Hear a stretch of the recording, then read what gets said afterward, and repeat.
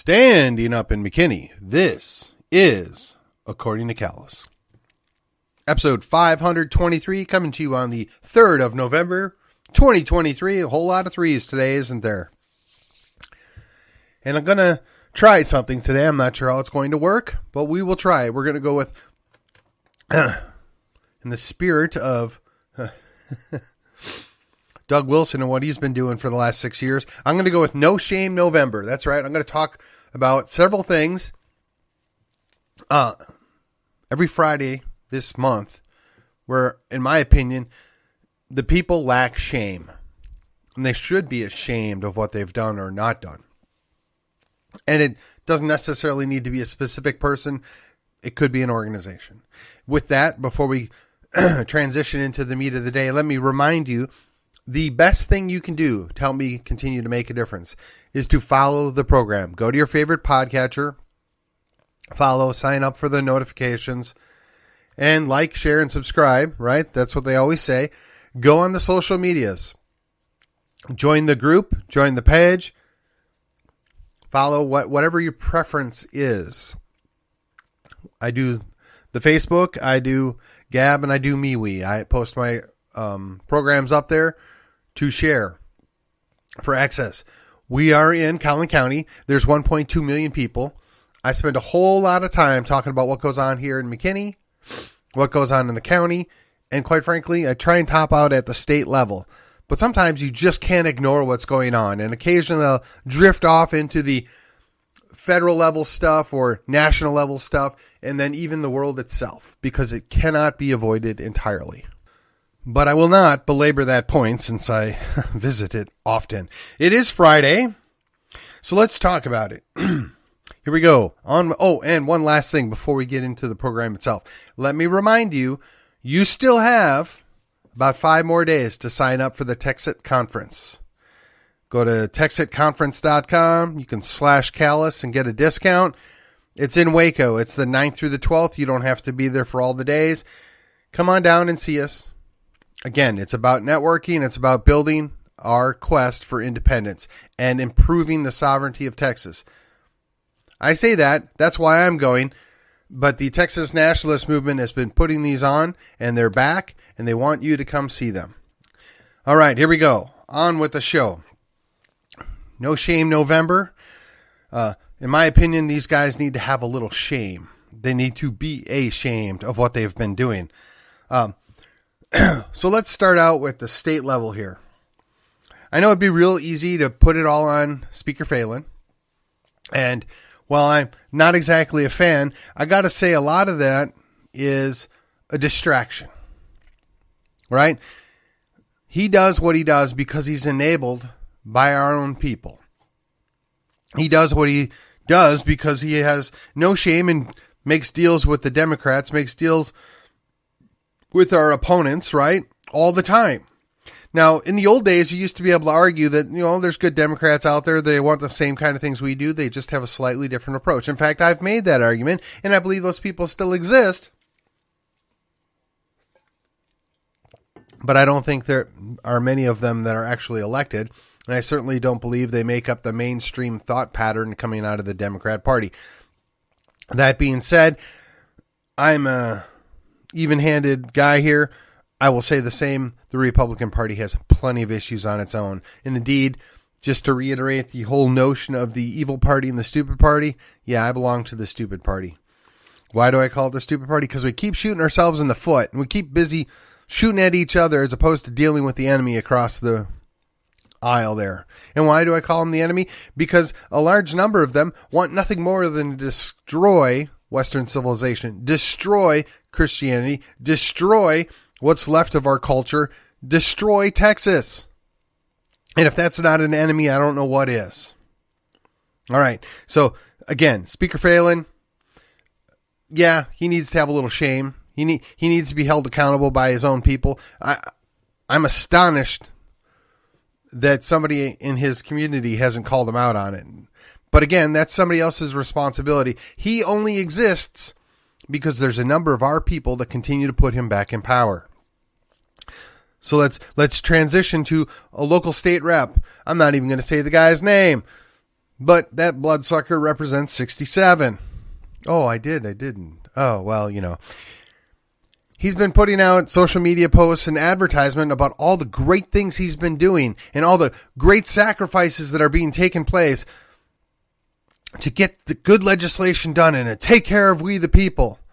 Yeah, I'm just curious, why did it take not one, but 3 special sessions after the regular full session to actually get any of this stuff done?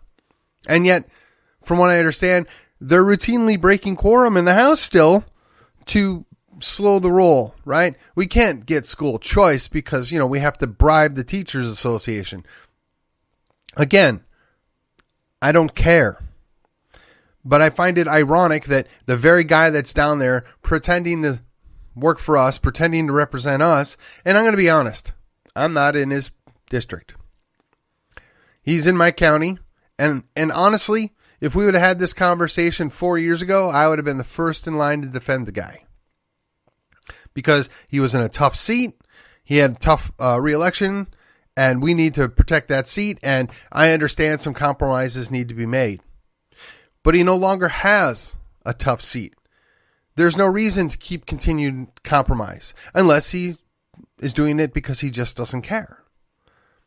And we see these watered down, messed up bills be put forth as the salvation to all the problems in Texas, and they do nothing. Whether they lack teeth or whether they lack authority or whether it's just all smoke and mirrors, I don't know. But that guy lacks shame. He should be ashamed of what he's putting out. He should be ashamed of celebrating these great things that have happened, but it only took 3 special sessions to get there. And I'm sorry, I'm not ashamed for calling these people out, but they need to have a little shame. Well, we're talking about people that lack shame, right? I saw there was an article talking about what happened with Irwin Park. Now, for those of you outside of McKinney or outside of Collin County and you have no idea what Irwin Park is, let me tell you, it was a jewel of a park. I've been there several times. I'm not a biker. It is apparently like a bike trail paradise. I'm not a mountain biker. I'll occasionally ride a bike, but that's not my thing. But I've seen tons of races and tons of people out there doing things, and it was fantastic. And there's good camping grounds out there. I've been there many times camping. So I see where the blame is being put on a private developer doing something with private property that affected the park. And then rather than say, well, we should have thought about this, or we should have cut a deal with the private developer, or we should have done any of that. No. We're going to blame the state for limiting your ability to annex property. Now, I get it. You're the mayor. You got to blame somebody else. You don't want to actually take responsibility for a bad thing happening in your city. You're first in line to take responsibility for the good things that happen in the city, as you should. But when bad things happen, that park's been in use for decades, right? The park's been there. We've known there's been private property that adjoined it. We could have been negotiating stuff, particularly in good faith, for years. And I'm sure it just has something to do with the fact that the route for the bypass is going to be near there, and nobody thought to deal with the bypass route productively for years. So why would we be surprised that they didn't think this out either? But again, you want to blame the state for telling them that you can't abuse the annex laws, and they made it tougher for the city to annex properties. But let's look at why that law was written. In part is because of the abusive behavior put forth by the previous administration as well as the current administration when they sought to take property and disallow people to build stuff on their property. It happened right here in McKinney. Not once, but twice. One, of course, included a lawsuit, and I believe the second one had a lawsuit as well. But of course, that was always somebody else's fault or somebody else's problem. Well, no. You need to have a little shame, a little humility, and say, yeah, we didn't think this through. Yeah, we didn't maybe do what we should have done. Maybe we could have done something a little better here. No, it's like proving a point. Burning it down, if you will. I mean, we get accused on the right of wanting to burn everything down. How else should we interpret what's gone on here? The city had every opportunity to do something to prevent this from happening. They just chose not to. Perhaps it's because the private owners didn't believe that they would negotiate in good faith. Perhaps it's because we weren't willing to talk their money. Now, here's the thing. The city of McKinney has no problem spending money on things they want to spend on. I mean, look at the deals, the sweetheart deals that have been made. Tufts, Independent Bank, and, several others. And again, if we're all benefiting, if it's a net positive for the city, I can hear that argument and I'll even cede that argument. But I don't believe that's what's going on. I believe they did this on purpose. Why? I don't know. I don't know what your motivation would be other than to poke people, to blame people, or maybe, just maybe, it was incompetence. In either case, you should hold your head in shame for failing to get this dealt with in a proper way. But, I know, it's just quicker and easier to go to the press and point your fingers. And I'll be honest, I'm not sure which is more disappointing. The guy that needs to be retired in 67 or the guy that's going into retirement as my mayor.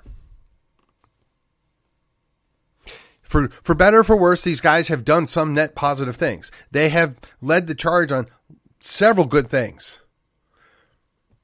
But they seem to be disassociating from the long-term goals that they sold us on. Just my guess. All right, so we've covered the three pressing issues at the state level and lower, and we've only used about 10 minutes. But let's pivot, because there's two specific things that are going on that are nothing new under the sun. But if we're going to highlight people that need to have some shame, because they clearly have no shame at this point, number one would be the press. Whether it's the local press, the national press, the state press, don't know, don't care. But they have an annoying habit of only telling a part of the truth. Indeed, much of what they put out is the very definition of disinformation or misinformation that they seek to press on everybody else. When you're the news media and you're supposed to put the news out, you would want, just some semblance of truth being included in what you're telling the people. Now, I know there are people out there that would blame this on, Mockingbird, or they blame it on the CIA or whatever. Don't know, don't care. But clearly there are talking points, and clearly they're implemented, particularly over specific things. Again, still waiting to see an honest news report on what's going on in the border. Still looking to get an honest news report of the various riots or quote-unquote protests that have occurred. Still waiting to hear about the pro-Palestinian protests that broke into the government buildings in D.C. that apparently none of those people have had any consequences. Hey, but we're still rounding up with SWAT teams, people that peacefully protested January 6th of 2021, because, that's a much higher priority, rather than dealing with people that have known affiliations with people that blow things up. I mean, I'm just saying. And while we're on the subject, it would be nice if they could actually print or produce news articles that tell what actually happened. We've talked about this idea of lawfare, and a lot of people have bemoaned it, and a lot of people have, wrung their hands over it. And that's true. It is a major problem. The coercive, abusive system, whereupon you can't possibly defend yourself when you're going up against the entirety of the world. Might as well be. I mean, if you're talking about the state government or federal government, they have unlimited funds. They have unlimited time to do what they want to do and ruin your life. And then they threaten your family, your friends, and anybody else because you made an error and we want to take you down. If you don't believe me, again, just revisit the folks from January 6th. You're not allowed to do certain things, and they'll ruin you for doing them. Indeed, it's entirely possible that this program, like a number of my other episodes that have gone out, will just get backburnered. It'll disappear into the ether. The 800 to whatever number above that I would get, of listeners or downloads dwindles into 100 or less. And it's no coincidence. I see it play out from time to time. You get spicy or you get onto a topic that's not approved for dissemination, they just make it go away. You got to ask yourself, why is that? I mean, I'm at least open. My show's about my opinion. My show's about my understanding of certain facts. And when I get them wrong, if somebody should point it out to me, I'll admit it. I'll say it up front. There's another podcast I listened to for quite some time, and I still listen on occasion. Guy basically says flat out, hey, if I get it wrong, I'm going to start the next show off after I found out I got it wrong. That's going to be the first thing I start with. Hey, I don't know if I'm going to go that far, but certainly I'm going to not print a little tiny retraction on page 22 and hide the fact that I made a mistake. No, I'll be upfront about it. I mean, I am curious to see what's going to happen with the last book I reviewed, if you will. And again, if you're not willing to talk about stuff that make people uncomfortable, if you're not willing to discuss things that make you uncomfortable, how do you grow? How do you get better? Again, this is about knowing your limitations. And quite frankly, you have to have a little shame. And these folks, whether they're the abusive government authorities or the press that answers to them, they have no shame. You know, I'd be willing to turn a blind eye if somebody's actually legitimately trying to rescue captives and they cross the line. I'd be willing to, maybe allow for a slap on the wrist. But when you're looking to actively destroy somebody for an opinion they hold, if you're looking to actively destroy somebody's life and their family because they did something that upset a government official, that's a problem. That's a huge problem. And the irony is, people are starting to wake up to this, and I've been talking about this for years. And I use the argument, look, if they're willing and able to do this with a former president, if they're willing to do this with another elected official, and if in Texas for that matter, if they're willing to try and take out a sitting attorney general on ginned up charges, what do you think they're doing to we the people? What do you think they're doing with the average Joe? Why do you think all the people are still sitting in jail from January 6th? Why do you think there's silence on a lot of things? It's because people are scared, and I guess rightfully so. I mean, if you're told that if you don't shut up, we're going to destroy you, probably going to shut up. If you're told that you don't cop a plea here, we're going to destroy you and your family. I mean, well, of course, you're going to do what you need to do to protect your family. I mean, honestly, it came down to it, as froggy as I might be, I'm not going to risk destroying my family. I might do something else. Of course, we get to that point where there's no press left. There's no legal system left. I'm not really sure that the country is left. You know, I swore an oath to uphold the Constitution and defend it from all enemies, foreign and domestic. And I've had that conversation with a number of people. At what point do we have domestic enemies that we need to deal with that have the color of law on their side? At what point do we recognize that perhaps the domestic enemy is somebody other than us? At what point are we going to do something about that? I mean, talking about having no shame, go back to the border. Why do you think all those people are coming here? I mean, yeah, I know they get a free ride, right? I know we pay them to do nothing, but not all of them. And it's not lost on me that a lot of them are military-age men. Where are they going? Where are they being distributed to? What kind of negative things can we imagine might happen? We got a few thousand or a few 100,000 of these bad actors spread about the country.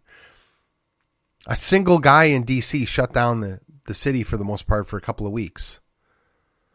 I mean, they shut down, or they tried to shut down a chunk of state of Maine because of one guy. Coincidentally, their solution is to disarm the public. Again, no shame. If the general public would have been carrying sidearms and they saw this nut job running around, they probably could have dealt with them themselves. There's far more we the people than there are guys with badges. And honestly, you got to wonder, Is it all part of a bigger plan? Don't know. I'm curious. I'd certainly like to see some evidence one way or the other. But until then, I wonder. I question it. It doesn't make sense. As we drift off into the weekend, and we're talking about people that have no shame, don't let that be you. You need to be able to understand when you get something wrong. You need to be willing to admit that you made a mistake. You need to be able to adopt new ideas, move past the cognitive dissonance. We need to understand that there are differences of opinion that are things that we can just simply agree to disagree on. We can stand firm on the contention that we can disagree without being disagreeable. We can understand that we're working towards a greater goal. We're trying to protect our liberty. We're trying to protect our country. We're trying to preserve Texas.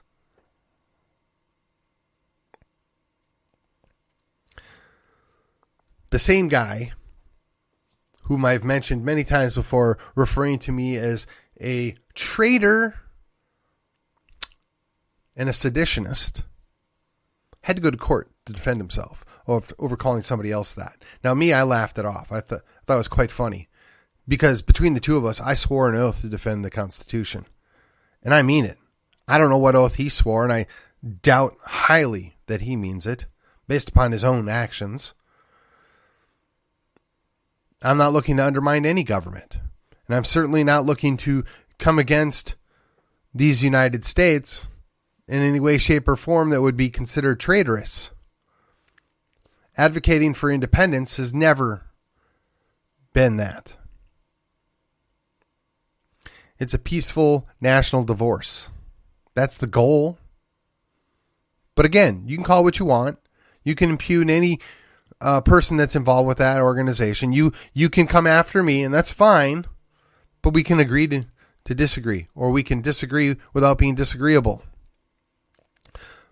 But if you want to talk about a guy who's willing to call out other people as traitors and seditionists, but not hold himself accountable for his own bad behavior, that's a guy that needs to reconsider what he's doing. Now, I realize the lawsuit, he won, but he didn't win. He had to admit that he was a liar, essentially. He had to admit that his accusations were wrong, and I'll take it. But I had neither the time, the inclination, nor the money to spend going after that. Just laugh it off. One of the most powerful tools that we have as we the people is to just ignore pronouncements from governments that are crazy, or government actors, or elected officials that are essentially actors, and don't give them any credit. Don't praise them. Don't waste your breath calling them out and calling them names. I mean, you can do that, but if it doesn't fix anything, if it doesn't change anything, to what end? I'm grateful that somebody's in the primary race. I'm hoping that a ton of money will come in that guy's pocket because he's going to need it. But if we can't remove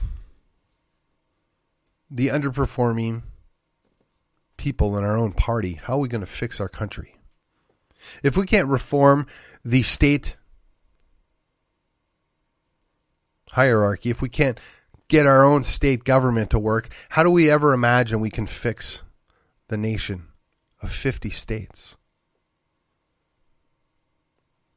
If we can't rein in a bellicose mayor, if we can't stop a couple of, councilmen from misbehaving, if we can't rein in the arrogance of the local school boards, how do you think you're ever going to be able to fix the state government? It has to start somewhere. This is about knowing your limitations. This is about knowing our limitations. This is about recognizing that while they may have no shame, we do, and we don't want to do stupid things. We don't want to write checks that our bodies can't cash. So it's Friday. Spend some time with your family. Spend some time with your friends. Go to church, and we'll come together again next week. And until then, I will see you on the other side.